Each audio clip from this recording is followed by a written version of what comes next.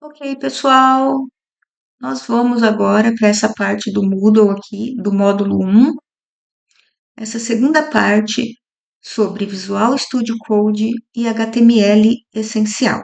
Qual que é a proposta dessa unidade aqui do módulo 1? A proposta é que vocês possam assistir essa videoaula aqui que eu estou conduzindo, né? Com o objetivo de instalar o Visual Studio Code para a prática de HTML essencial.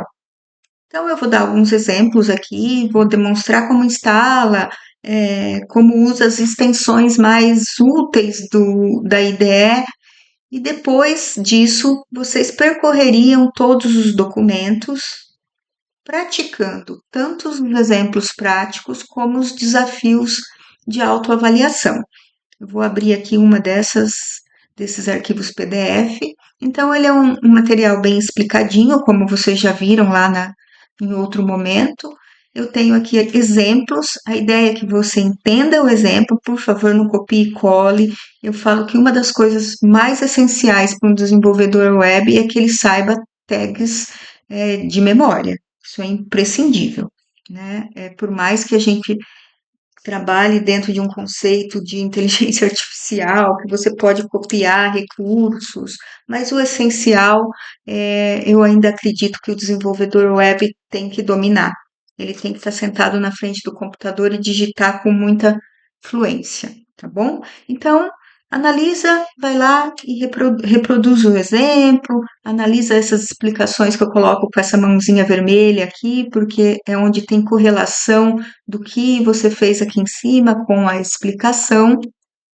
Então, eu venho trazendo aqui vários exemplos, testem todos, analisem, e aí sempre eu vou deixar um desafio pessoal em que não tem a resolução aqui nesse exemplo, mas para que vocês possam entender se aqueles tópicos citados anteriormente foram assimilados ou não. Dando continuidade aqui, ó, eu deixei um instalador do Visual Code aqui embaixo. Está no meu Drive, mas também eu até recomendo que você entre no site da Microsoft Visual Code, que é o fabricante, e baixe a versão compatível também com o seu sistema operacional, caso não seja a plataforma Windows que eu estou utilizando. Eu vou abrir o meu Visual Studio Code aqui. Depois que você instalar ele, é muito tranquilo a instalação. A ideia do Visual Studio Code é que ela é uma IDE de desenvolvimento muito leve, de código aberto, software livre, né? Free, na verdade, em que você pode desenvolver não só HTML, como vamos fazer nesse primeiro momento, mas várias outras linguagens, né? Mesmo HTML não sendo linguagem, você pode desenvolver, por exemplo, Python, Java, C++, ela é bem adaptável a diferentes linguagens. Então, por isso a escolha dessa IDE de desenvolvimento aqui, Visual Studio Code. Quando você instala, é só Next, Next, Next, e aí você vai chegar aqui nesse ambiente. Vou até, estou com dois abertos aqui. E você vai vir aqui, vamos iniciar, né? Eu vou abrir só um new file aqui. Text file. E vamos falar um pouquinho sobre o ambiente, né? Esse é o ambiente aqui que você vai desenvolver o seu HTML. Mas antes de qualquer coisa, você precisa então configurar ela para sua utilização. Aqui embaixo você tem uma engrenagem, você pode vir aqui em temas, Color Theme, e escolher qual o tema que mais te agrada, né, em termos de cor de interface aqui para trabalhar. Além disso, aqui embaixo ó, você tem algumas opções para instalar extensões. As extensões vão te ajudar no desenvolvimento, tornar o desenvolvimento mais ágil, mais elegante, digamos assim. E eu vou repassar alguns aqui com vocês, mas também vai estar lá na apostila que vocês vão seguir, tá bom? Uma delas é a Auto Close Tag. Ela vai aparecer aqui. Deixa eu abrir aqui um pouquinho. Auto Close Tag. É só vir aqui e instalar. A minha já está instalada. Também gostaria de falar uma coisa sobre o Auto Close Tag. Ela existe há um bom tempo, né? Antes dessa nova versão do Visual Studio Code. Mas agora o VS Code já faz também o mesmo que essa extensão faz, que é o fechamento automático de tags. A gente vai ver que no HTML, né, tudo que se abre fecha. Então, para não correr o risco do não fechamento da tag, essa extensão faria isso para você. De qualquer forma, essa versão atual do VS Code também já trouxe esse recurso, até porque ele era muito mesmo trivial, né? Não daria para ficar sem. A outra extensão que vocês vão colocar é HTML Snippets. Ele traz trechinhos semi-prontos de código que facilita o desenvolvimento, tá? Então é só instalar ela aqui. A de cima foi descontinuada, tá vendo? Ó? E a de baixo está ativa, que é uma nova. Instala esta extensão. Tem essa daqui. Essa daqui é um pouco contraditória para mim, que é a Prettier. Eu tô com ela instalada aqui e vou falar um pouquinho sobre ela. Ela formata o seu código HTML. Então, pense em código C, né, puro, indenta, né, ou então qualquer outra linguagem que você tem os padrões de indentação, recuo, início e fim. Então, o que acontece? Com essa extensão aqui, quando você termina de desenvolver o seu código e você salva, né? Na verdade, a cada momento que você salvar, ele vai ajustando o seu código. Então, eu só vou pegar ela aqui só para você dar uma olhadinha. Eu vou abrir uma pasta qualquer que eu tenha aqui para fazer um teste para você entender do que eu estou falando. Vou selecionar essa pasta aqui. Vou criar um arquivo aqui, gri.html. Vou fazer um HTML aqui rapidinho só para demonstrar para vocês, tá? Então vamos pegar aqui, né, ó. Se eu viesse aqui, ó, div, um exemplo, div, aí eu colocaria aqui parágrafo, vou lá. Ó. Então o código tá assim. Quando eu salvo, ele faz a adequação do meu código, deixando ele de fato bastante organizado. Confesso que daqui a pouco pode ser que eu até remova essa extensão aqui do meu desenvolvimento, porque para mim, para nível acadêmico, tem hora que ele faz umas divisões tão absurdas que, por exemplo, quando eu estou dando aula no projetor, o código fica muito segmentado e aí fica didaticamente falando, para mim fica difícil, embora a semântica correta é garantida através dessa extensão chamada Prettier. Acontece que quando você instala o Prettier, não necessariamente ela funciona. Então a extensão está aqui, né? Vocês viram que o meu está instalado aqui. Está instalado. Mas eu preciso ainda fazer com que ele funcione corretamente. Eu preciso verificar se ele está definido como padrão de formatação. Então, você tem que vir aqui, ó, nessa engrenagem, em Command Palette, você vai procurar aqui preferências, né? Abrir as configurações aqui, e o A, e aí você pode procurar por default,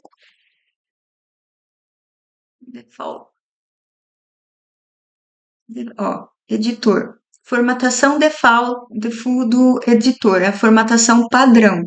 Eu tenho que entrar aqui e modificar para minha extensão, senão ele vai adotar um outro padrão convencional que não seja esse totalmente adequado à semântica. ok? Então, lembre, se você quiser usar essa extensão, você tem que vir aqui no seu editor, percorrer esse caminho que eu falei, para conseguir acionar a sua extensão. Além disso, né, você precisa habilitar também aqui, ó, deixa eu ver se eu acho, Format on Save. Ó, tem que habilitar, que é aquilo que eu expliquei para vocês. Toda vez que eu salvo ali, File Save, ele faz a adequação, tá bom? Tem que habilitar isso daqui também. Então, essa extensão, essas extensões aqui são muito relacionadas, né, à organização do código. Uma outra se chama Colorize. Essa Colorize aqui também gosto muito, ela está instalada. O que que ela vai fazer, né? Se eu for trabalhar no meu documento aqui usando alguma cor, né, folha de estilo, principalmente em que você tem cor, ele vai mostrar de fato a cor real, como se fosse uma paleta de cores, e não só o código hexadecimal ou outro padrão que você estiver utilizando. Super útil também. O inline HTML, ó, eu falo que é a extensão da mocinha roxa. É a mocinha roxa mesmo. Esse inline HTML também nós vamos usar agora, porque, embora a gente esteja nesse módulo de HTML convencional, né?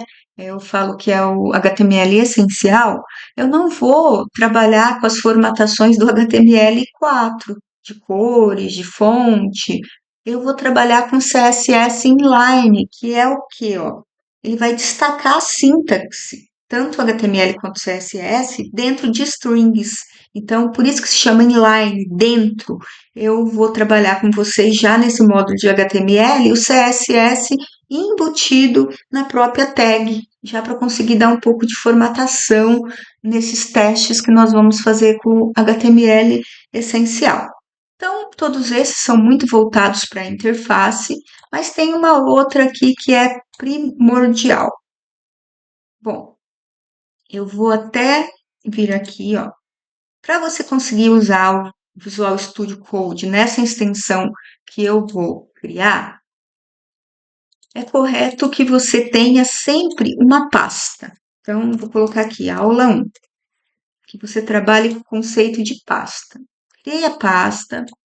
A primeira coisa que você vai fazer quando abrir o Visual Studio Code aqui é File, Open Folder.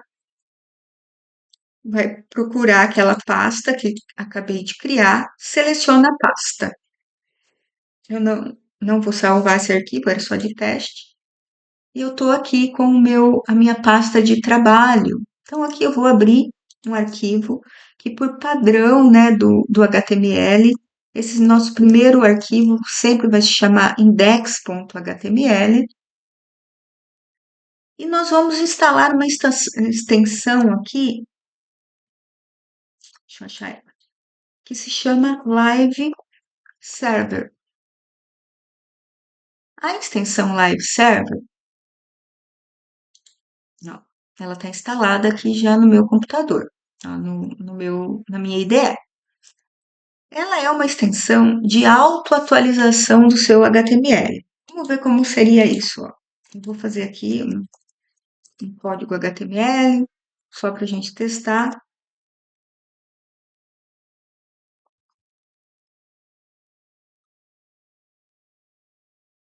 Salvou. O que que acontece? Esse arquivo, pela lógica, né, se fosse sem usar uma IDE como VS Code, você viria aqui dentro da sua pasta, dois cliques, e ele ia rodar no navegador. E aí você teria que ficar dando aqui F5, né, toda vez. Ó, Belon. Atualizei aqui meu nome, voltei lá, não está atualizado, eu tenho que dar F5 aqui de novo, salvar, claro, né? Salvar, dar F5 aqui. Se eu usar o recurso Live Server, tudo que eu fizer, ó, vamos fazer aqui, ó, eu vou usar ele. O Live Server traz a extensão aqui para baixo chamada Go Live. Então, quando eu apertar aqui Go Live, ó, ele vai abrir o navegador para mim, como se fosse um servidor. Ó, ele abre um servidor. traz para mim o que eu executei no HTML, e aí eu atualizei aqui, ó, salvei, quando eu volto aqui, ele já faz a atualização em tempo real. Eu consigo ver esse movimento em tempo real no meu navegador, ok? Ela é uma extensão bastante utilizada. Alguns alunos se perdem, né? Ai, fechou aqui, ó, fechei. Só que o Live Server tá rodando, embora você tenha fechado lá. E aí você fala, ah, fechei tudo, quero rodar de novo, cadê o Go Live, né? Não tem, porque ele tá rodando. Então você tem que vir aqui, ó, nessa porta 5500 e fechar. Você fechou aquele servidor que você abriu lá, então agora você pode de novo startar o Go Live para continuar. Então, esse primeiro momento aqui, nós entendemos como instalar o VS Code e falei com vocês sobre as principais extensões que vamos utilizar, como instalá-las, né? E como usar principalmente o Live Server para que você tenha arquivos com atualização em tempo real no navegador. Tá? Agora, no segundo momento, eu vou dar alguns exemplos práticos para vocês. Bom, vamos fazer agora um primeiro exemplo de HTML para a gente começar a estruturar essas páginas. Primeiro, gostaria também de dizer que HTML não é linguagem de programação. HTML é linguagem de marcação. Então, ela não tem comandos, ela tem tags de marcação. Por regra, tudo em HTML que se abre, fecha. E por mais que as pessoas tentem fugir, né, do HTML, tentando ser super atual, usando novos frameworks, novas IDEs, a verdade é que ainda continua sendo a base da internet. O HTML é a base da internet, regulamentado pelo DOM, né, da padronização desses documentos no ambiente de navegação.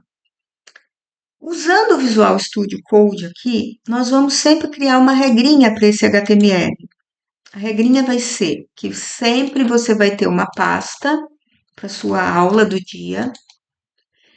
Uma pasta para HTML, por sua vez, recomenda-se que ela tenha também uma pasta chamada IMG, ou então Image, uma outra pasta chamada CSS e uma outra pasta chamada JS. Uma pasta para guardar todas as suas fotos que estão no seu projeto, uma pasta para guardar folha de estilo, que é o módulo 2, que a gente vai trabalhar mais profundamente sobre isso, e uma outra pasta para trabalhar com JavaScript, para colocar scripts. Essa é uma estrutura organizacional recomendada. Dessa forma, quando você abre o Visual Studio, e justamente para poder usar o Live Server, você vai Open Folder, abrir aquela pasta e você vai ter aqui dentro já da padronização da IDE o reconhecimento com os ícones intuitivos, né? Ó, pasta para CSS, pasta para imagens, pasta para JavaScript. A sua pasta aula 1 é a pasta main, né? A mãe também do projeto. Então, eu colocaria aqui, ó, clicaria em cima de aula 1 e não dentro dessas pastas. Cuidado, um dos grandes problemas dos alunos que iniciam, né, é que eles jogam os arquivos em lugares que não conseguem se falar depois. Então, dentro de aula 1, vocês vão criar o primeiro arquivo principal, que é o index.html. Perceba que ele já vem aqui, ó. E ele já veio com o ícone do HTML sim. O que eu fiz? Na apostila, eu deixei um padrãozinho assim, ó, HTML convencional. para que, independente dos versionamentos, a gente saiba que existe uma estrutura obrigatória a ser cumprida no HTML. A primeira é que toda tag abre e fecha. Tanto é que você coloca o mouse em cima, você vê o fechamento da tag. Deixa eu aumentar aqui um pouquinho para vocês. Então, existe a estrutura, abriu o HTML, fechou o HTML. Aí eu tenho a tag head, que é o cabeçalho, ela é uma tag muito útil, é onde dá para incorporar muitas coisas que deixam a página inteligente, principalmente a parte de CSS, você pode explorar por aqui dentro da tag head, porque é a tag de carregamento. Tudo aquilo que você precisa carregar no seu documento vai entrar aqui nessa posição. A segunda tag, que é a title, você vai colocar o título do seu documento, por exemplo, aula 1 de HTML. Eu quero muito ir falando ao longo do curso, né, sobre algumas práticas que eu faço de SEO quando eu desenvolvo, né, que é melhoria de indexação para o Google. Uma delas, que é obrigatória, é o nome da sua página, aqui o título, né, ter referência ao seu produto. Então, se você tem, eu vou sempre citar imobiliária porque é a nossa empresa, uma imobiliária em Dayatuba. Isso é algo importante de se colocar para que os bots do Google consigam te achar. Então, abriu o title, fechou o head, abriu o body, fechou o body. A página em si vai nascer aqui dentro do body. Então, todo o seu documento HTML vai nascer aqui dentro. Bom, essa é a sintaxe, eu quis revisar com vocês. Lá no documento vai estar com uma sintaxe bem simples como essa, mas você pode vir aqui, né, pensando no Visual Studio Code e já no HTML5, a gente começa revisando as tags que existem no HTML4 e ainda estão sendo usadas no HTML5. E depois a gente caminha só para o HTML5, tá? Então, HTML 2.5, se você apertar Tab aqui, ele vai trazer para você já como seria essa estrutura e você pode usar assim como HTML5, tá? Troca aqui a linguagem para PT, né, português, e altera o título e daria então para começar o nosso primeiro documento HTML. Esse nosso primeiro documento, a gente tem o body, que é o corpo da página, o corpo, o fundo da página. E você pode trabalhar com eles aqui, por exemplo, no passado a gente vinha aqui e colocava BG Color. Ainda funciona, tá? Não é que deixou de funcionar. As cores aqui a gente usa com padrão hexadecimal. Perceba que a minha extensão de cor está funcionando, porque ela mostrou para mim aqui a cor real, como se fosse uma paleta de cores, né? Então, eu estou trocando a cor de fundo. Para demonstrar que funciona, eu vou salvar isso aqui, ó. Ainda funciona, embora seja do HTML4. Eu vou salvar. Ó, a extensão também funcionou, adequou meu código, fez indentação. Eu vou rodar meu documento. Ó, ele trocou a cor do fundo. Então, aqui, né, eu tenho uma tag HTML de formatação de cor. Tradicional, nativa do HTML. Se eu rodar esse código, vocês vão observar que ele está funcionando. Né? Não, ele não foi descontinuado. Mas a recomendação atual preza, né, para que você possa, tudo que for relacionado à formatação da página, que seja aplicado via CSS. O nosso módulo 2 vai falar só sobre CSS, mas de qualquer forma, eu quero já introduzir aqui um outro tipo de CSS, né, que é o chamado CSS inline. Por isso que eu coloquei a extensão lá para trabalhar inline com vocês, que é uma forma de colocar CSS, que são essas formatações e padronizações de fontes, cores, da página já dentro da própria tag HTML usando folha de estilo inline. Então, para isso, ó, aquele recurso que eu usei como bidcolor, eu vou colocar aqui style para chamar o CSS e vou buscar o background color. Legal aqui que ele tem os recursos de autocompletar. Eu sei que quero usar background color, eu aperto Tab e aí ele traz para mim aqui uma lista de cores mais usadas, né? Mas eu também posso fazer referência aqui ou em inglês, se for uma cor que você queira usar em inglês, ou você pode fazer uma chamada de hexadecimal que ele vai demonstrando que cor que vai ser gerada, né?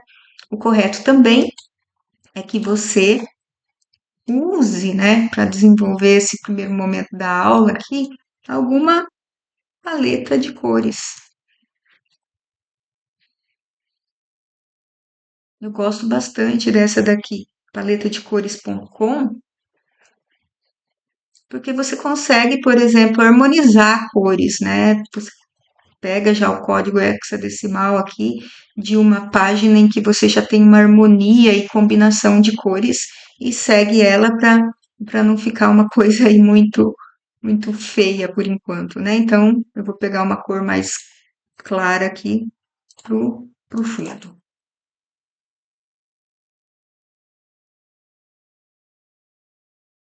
Coloquei CSS inline aqui, salvei, Ctrl S salva, né? E ele já atualizou para mim no navegador. Então, ok. Quero trabalhar aqui agora. Quero trabalhar os recursos de cabeçalho de níveis. Então, eu vou colocar aqui, ó, temos 6 níveis de cabeçalho no HTML. Ele abriu o tab aqui, certinho, no HTML, sendo H1, H2 até H6. Eu quero transformar isso aqui em comentário, tá? Eu posso usar um atalho, que é o Shift Alt A. Ele faz o comentário do meu bloco aqui no HTML. Shift Alt A. Tem vários atalhos úteis, né? Eu até proponho ali na apostila que vocês deem uma olhadinha nesses atalhos e também pesquisem outros atalhos relevantes para o trabalho de vocês. Então, se eu tenho 6 níveis de cabeçalho, e os cabeçalhos também são importantes a nível daquilo que eu falei de indexação da página nos mecanismos de busca. A gente sabe, né? O mecanismo de busca entende que o H1 é o de maior relevância. E sempre você vai trabalhar com esse conceito de relevância. O meu cabeçalho de nível 1 mostra o foco do meu produto. Então, eu coloquei aula 1 aqui. Nós estamos falando de HTML básico. Ótimo. Então, coloquei H1. Eu posso ter o H2. Vamos fazer vários aqui. H1, H2.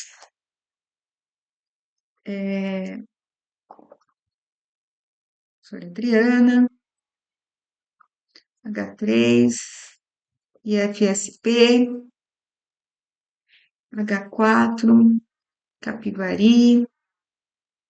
H5. Nós estamos no mês de agosto. H6. Vou colocar o ano aqui. 2030. Então, eu criei aqui os 6 níveis de cabeçalho. Salvei, então ele trouxe para mim essa estruturação aqui, ó, do maior pro menor. Então, a gente sabe que é H1 e H6. Também é legal porque os cabeçalhos, por sua vez, são parágrafos. Eles já criam os parágrafos e, além disso, você também pode trabalhar com CSS inline aqui. Então, eu posso vir aqui e colocar um style de color, para trocar a cor. Vamos pegar aqui na minha paleta de cores, eu estou usando essa. Eu vou colocar esse daqui. Vou pegar o marrom aqui que vai dar certo também. Vou pôr uma cor hexadecimal aqui. Fechei. Então, eu estou trabalhando com CSS inline aqui também. Ó, vou colocar color aqui. Vou pegar qualquer um para testar, tá, gente?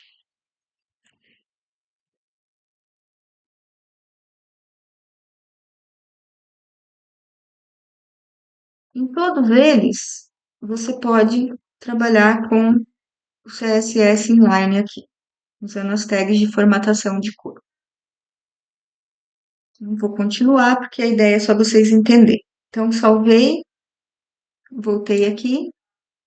O computador hoje também lerdo. Salvou e ele fez a troca aqui dentro do documento, tá bom? Feito isso, vamos adiante. O que mais que dá para fazer aqui com essas tags convencionais? Eu posso fazer o seguinte, vamos melhorar aqui. Vamos fazer uma página de verdade aqui, HTML básico. Depois disso, eu posso ter quebra de linha, que é BR. As recomendações pedem também que você tente usar mais P, que é parágrafo, do que BR. Use BR somente se for uma divisão de texto mesmo, mas sempre que você iniciar um novo tópico, que você trabalhe com parágrafos, né? Então, HTML básico, primeira aula de HTML, aluno do curso de pós-graduação. E aí você vai testando essas tags aqui e posso, por exemplo, nesse parágrafo, que eu abri um parágrafo, eu posso também aplicar um style para esse parágrafo. Por exemplo, nesse daqui eu não quero trocar cor, mas eu quero trocar a fonte. E aí eu vou escolher fonte Family Verdana aqui, ó.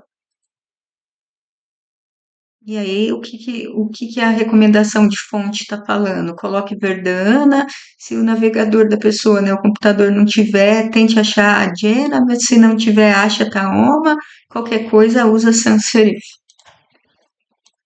Formatou aqui o parágrafo, eu poderia também fazer isso no H1, tá bom? Que jeito eu poderia fazer isso no H1? Eu tô com style aqui, coloco um ponto e vírgula aqui, fonte Family. Eu posso ir agregando essas, esses atributos de CSS. Salvei, voltei lá. Está demorando um pouco para atualizar. Minha máquina está processando aqui o BS. Não, ele aplicou o CSS inline. Vamos para mais um exemplo de utilização aqui, né? Eu mostrei as tags de H1, falei sobre o body, falei sobre o parágrafo, falei sobre a quebra de linha. A quebra de linha não obrigatoriamente precisa ter fechamento, mas como a gente está com aquele recurso lá da semântica 100% correto, né?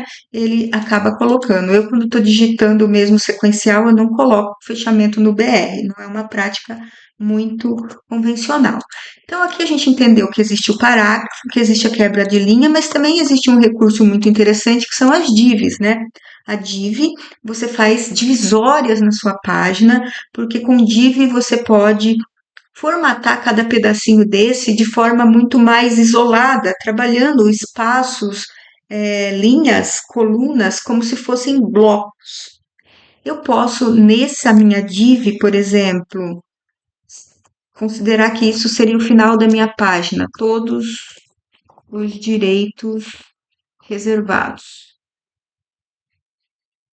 Vou fazer um BR aqui, porque eu não consigo ver ele, tá, gente?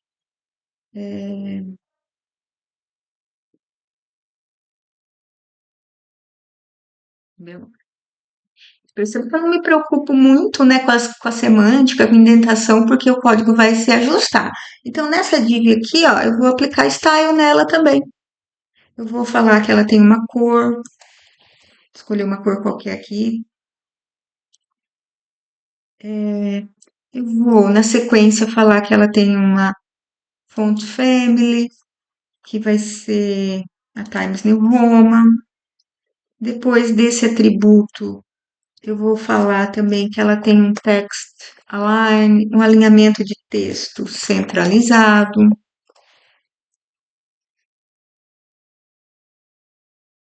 E vou falar que essa minha fonte, que ela vai ser bold, ela vai ser negrita, negrito. Salvei. Bonitinho. Aí, ó, o que o recurso fez? Ele colocou dentro da semântica bonitinha de alinhamento aqui, falando que eu estou trabalhando com CSS inline, mas separou os atributos, um em cada linha, dando uma aparência organizacional melhor no meu código.